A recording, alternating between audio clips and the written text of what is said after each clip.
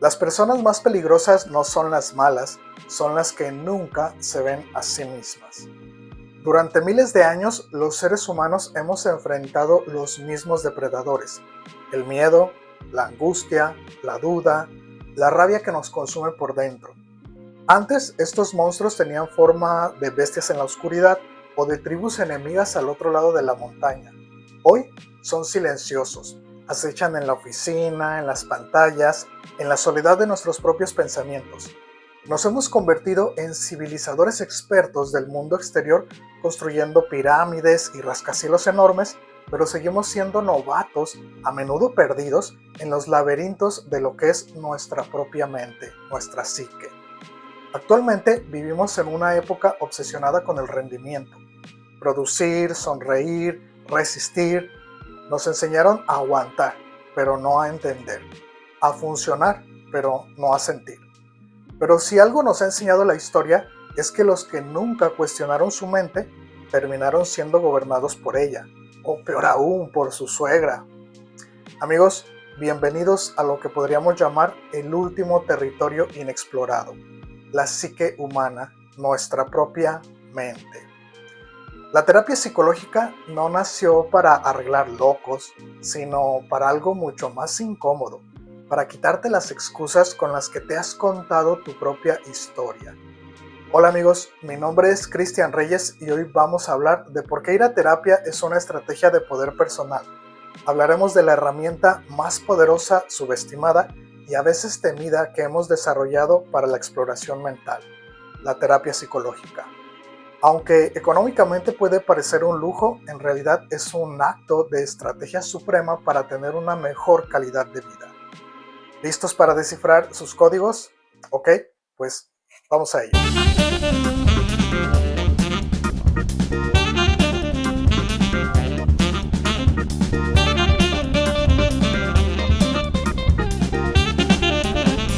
Para entender lo que es la terapia psicológica, debemos ver hacia el pasado. En la antigua Grecia, si tu alma estaba en conflicto, quizás peregrinabas a Delfos buscando las oscuras palabras de la Pitia, un oráculo intoxicado por vapores. Era psicoterapia a través de la divinidad externalizada y mística. Después de siglos, la melancolía, por ejemplo, era un desequilibrio de humores tratado con sanguijuelas o con música, y la locura, un castigo divino o posesión demoníaca. La idea de sentarse a hablar sistemáticamente para sanar heridas emocionales es, en términos históricos, revolucionariamente nueva, muy reciente, hablando de términos históricos. Y aquí es donde entra la figura de Sigmund Freud, nuestro controvertido protagonista. A finales del siglo XIX, en una Viena obsesionada con las apariencias, Sigmund Freud propuso algo bastante escandaloso: que el origen de gran parte del sufrimiento no estaba en espíritus ni en nervios débiles, sino en conflictos psíquicos inconscientes, a menudo enterrados en la sexualidad y en la infancia. Su invento más importante, el psicoanálisis. Este fue el primer gran sistema moderno para cartografiar el inconsciente. Aunque, claro, Sigmund Freud también creía que la cocaína era una cura milagrosa y la recetaba en un principio de su carrera a diestra y siniestra. Una lección: hasta los genios que mapean nuevos territorios a veces se intoxican con sus propios descubrimientos. Pero la terapia psicológica no es solo Sigmund Freud. La terapia psicológica es un árbol con muchas ramas: la conductista, que moldea los comportamientos; la humanista, que busca la autorrealización; la cognitiva, que desafía los pensamientos distorsionados. Todas comparten un núcleo: el diálogo profesional, confidencial e intencionado. Un espacio seguro para desarmar las trampas de la mente. La psicoterapia es el laboratorio donde dejamos de ser sujetos pasivos de nuestro caos internos y nos convertimos en esos observadores y, eventualmente, en nuestros propios arquitectos. La terapia psicológica es un proceso sistemático y basado en evidencia, obviamente evidencia científica, que busca, por un lado, comprender patrones de pensamiento, emoción y conducta, pero también regular el malestar emocional, a la par que se promueve la toma de decisiones más conscientes y, por último, aumentar la autonomía psicológica. Desde los tiempos de Sigmund Freud hasta la terapia cognitivo-conductual moderna, la psicoterapia ha demostrado efectividad clínica sólida para disminuir, por ejemplo, la depresión, la ansiedad, la angustia del trauma, problemas de relaciones sociales y afectivos, de desarrollo personal también. En términos históricos, la terapia es el equivalente moderno al filósofo estoico, al confesor medieval o al mentor del príncipe, solo que ahora tiene estudios, estadísticas y un consentimiento informado. ¿Cuál es el botín de esta campaña interior? Los beneficios son armas de un valor incalculable. Primero, autoconocimiento estratégico. Como Sun Tzu dijo en El arte de la guerra, conócete a ti mismo y a tu enemigo y en 100 batallas no correrás peligro. La terapia te da un mapa de tus patrones. ¿Por qué caes en las mismas trampas afectivas? ¿Qué detona tu ira? ¿Dónde escondes tu vulnerabilidad? Y un largo y largo etcétera. Segundo, regulación emocional. No se trata de no sentir, se trata de gobernar los sentimientos y las emociones. Es la diferencia entre ser un esclavo del pánico y ser un general que dirige sus emociones en la batalla. Tercero, reparación de la narrativa. Todos cargamos con historias que nos contamos. Soy un impostor, no merezco amor, debo de ser perfecto. La terapia te ayuda a editar ese guión tóxico y a reescribir la historia de tu vida con más verdad y también con más compasión hacia ti mismo. Cuarto, reducción significativa de síntomas emocionales, así como la tristeza, la depresión, la angustia, la ansiedad y también un largo etcétera. Quinto, mejorar en relaciones interpersonales. En terapia podemos aprender con psicoeducación a comunicarnos mejor, a ser asertivos, a desarrollar empatía, también compasión por los demás y obviamente por nosotros mismos.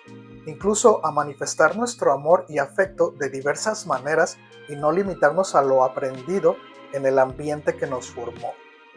Sexto, mayor autocontrol y mejor toma de decisiones. Esto es aprender a conocernos a nosotros mismos y a trabajar en qué detona nuestros comportamientos nocivos y a la par cómo poder controlarnos para no sabotearnos y conseguir nuestras metas de manera más consciente e inmediata. Séptimo, incremento en el bienestar y la calidad de vida. Vivir nuestra vida y tomar nuestras decisiones de vida de manera más consciente nos permite experimentar un mayor bienestar y disfrutar de una mejor calidad de vida en términos generales. Y como en toda gran empresa, también obviamente existen sus desafíos. El primero es el estigma. Durante siglos el pedir ayuda se ha visto como debilidad mental y fue la mayor vergüenza durante mucho tiempo. Tanto así que en los años 50 una lobotomía con un picayelos era un tratamiento médico aceptable, pero decir voy al psicólogo era para débiles. La lógica humana a veces es más retorcida que las ideas que surgen de un cerebro con un lóbulo prefrontal dañado. Segundo, el costo y el acceso. Una barrera real que convierte la salud mental en un privilegio para muchos, una injusticia que como sociedad debemos combatir. La salud mental debería ser algo accesible para todos. Tercero, el esfuerzo. La terapia no es un spa, es un gimnasio para la mente. Duele confrontar las sombras, exige coraje, pero como decía el filósofo estoico Epicteto, no son las cosas las que nos perturban, sino nuestras interpretaciones de ellas. La terapia es el taller donde forjamos interpretaciones nuevas y más poderosas. Cuarto, incomodidad emocional. No es fácil hablar de nuestros miedos y vulnerabilidades. Desnudarse emocionalmente frente al otro es todo un reto que casi siempre muy pocos se atreven a enfrentar.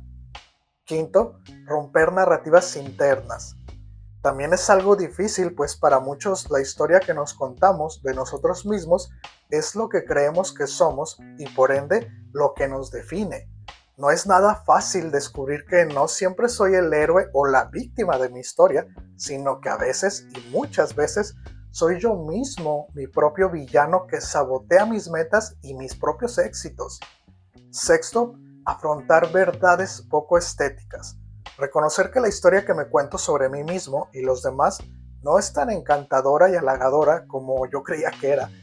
Esto puede ser muy doloroso de aceptar, pues me orilla a replantearme quién soy yo y quién quiero ser en verdad.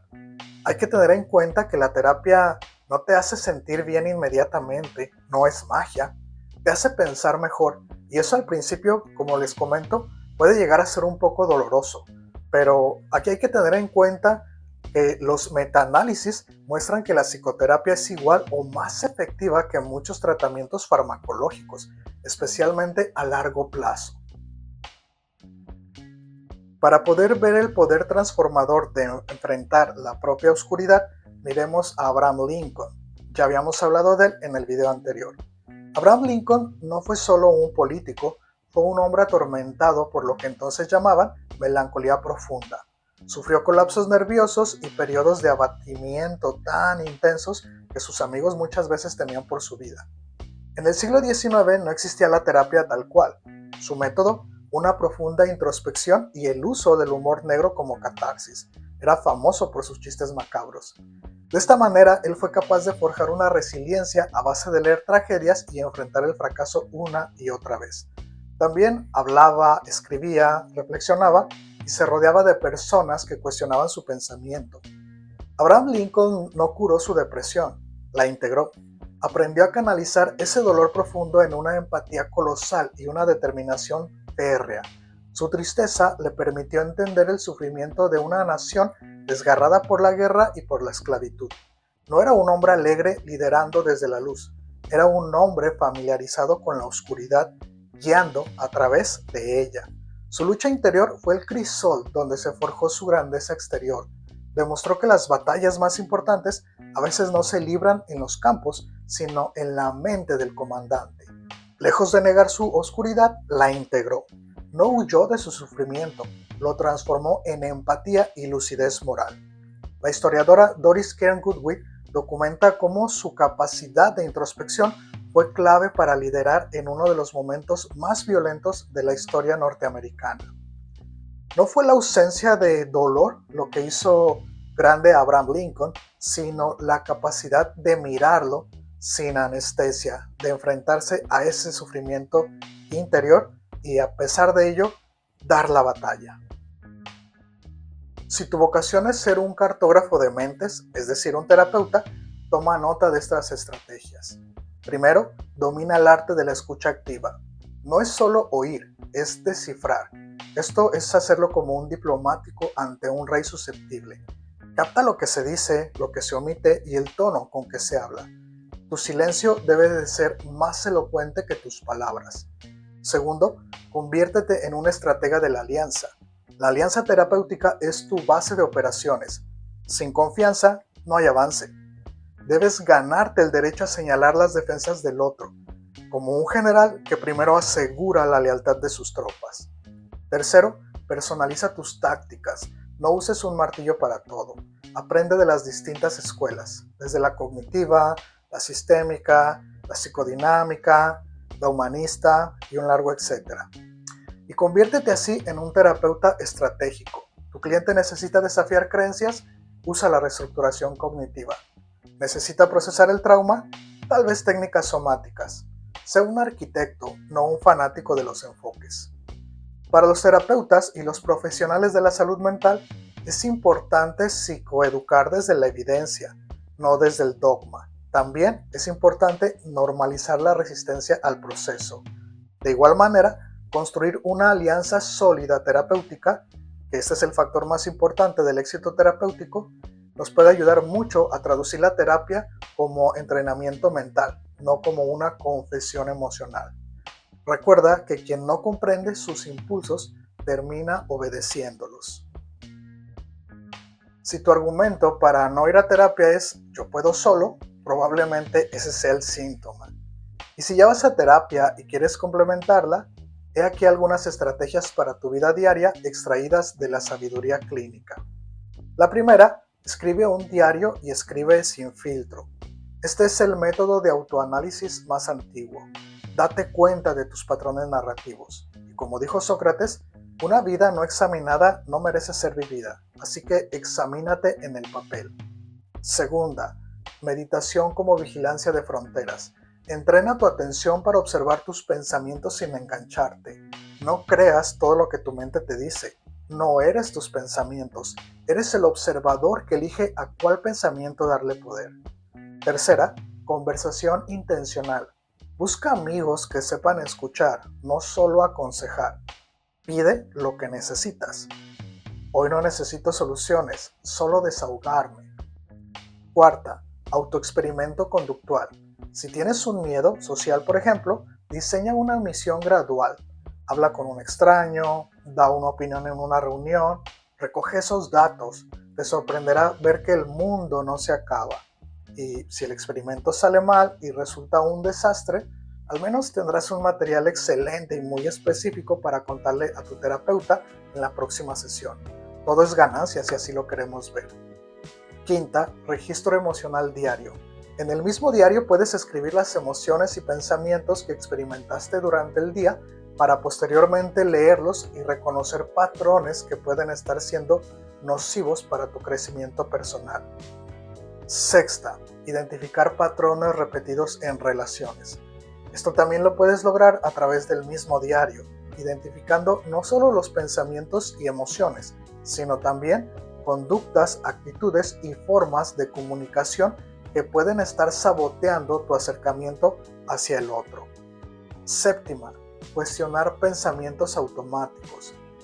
Esto puedes lograrlo al estar atento y observar tus propios pensamientos y cuestionarte por qué pienso de tal o cual manera y de qué forma me afecta obedecer esos pensamientos que surgen de manera automática. Y octava, por último, pedir ayuda sin justificarte.